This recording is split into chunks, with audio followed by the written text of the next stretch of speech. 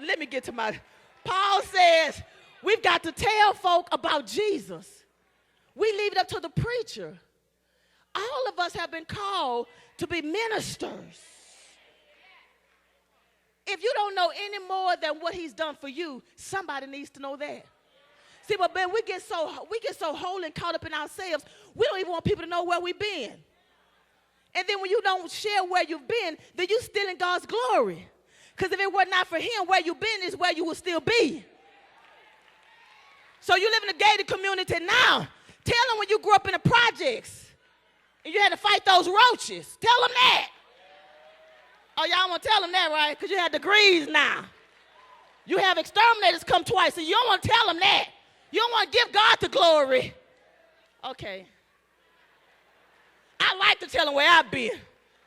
Because I know I'm not too far from being back where I came from. It's still in view. You miss 1 or 2 paychecks, you'll be right back in that same place again. So I praise him because he's keeping me. I praise him because he's brought me. I praise him because he's going to carry me out. I'll tell you where I've been. Tell you what I've done. I'll tell you what I'm struggling with right now. Because I know he's a keeper. Hello, somebody. Anybody know him to be a keeper? Won't he keep your mind? Won't he keep your heart? Won't he keep you when your money is short? When your change is strange? When your lack of dollars got you hollering? Hello, somebody. He's a keeper. Sometimes folk will tell me, Yolanda, I love you because you're so real. Baby, I don't know how to be fake. When I tell you I'm struggling, it's because I'm struggling. But I'll struggle because I know somebody who's walking with me, helping me through the struggle. Hello, somebody. Paul says, I have a ministry. God has given me what I don't deserve, so I won't quit. Some of us are right there. We come to church, but we want to quit because you get tired. You get weary because the job seems so hard. Seems like people don't really appreciate you. They don't see you. They like what you have, but they don't really like you. Am I saying anything right? I mean, they'll call you because they know you'll pray for them, but they can't see that you're breaking down on the inside. Nobody can seem to see that you're about to lose your mind, and they still pulling from you, sucking from you. Hello, somebody. You barely able to say good morning, and your husband still pulling, kids still pulling, wife still pulling. Hello, somebody. Employer still pulling, and sometimes you feel like I have nothing else to give. But God, who is a sustainer, God, who is a restorer, he keeps on giving you a little more. He keeps on giving you a little more. He keeps on giving you a little more. And we're able to keep going because he won't let us quit. Because we were built to last. We weren't built to break. Do you understand? I think it was Bishop Paul Martin who says, your tears are just a temporary relief of the pain and sorrow.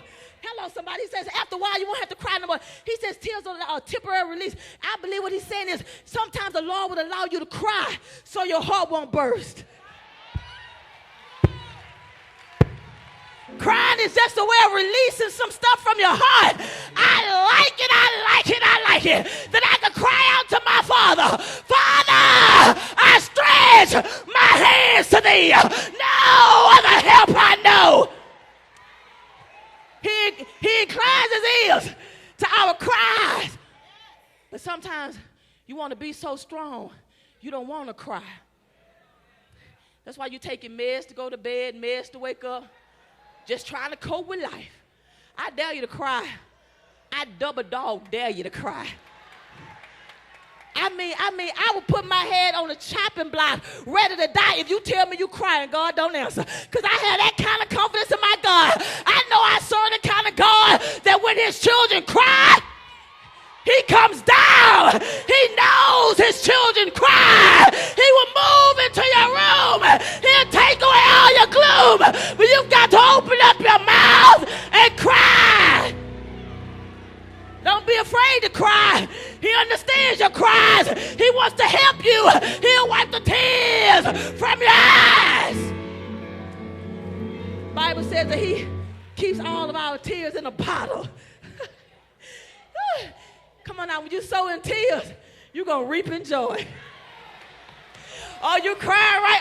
I'm not even going to get to this text. All these notes, I don't even want to say that. I just believe somebody needs to know today it's all right to cry.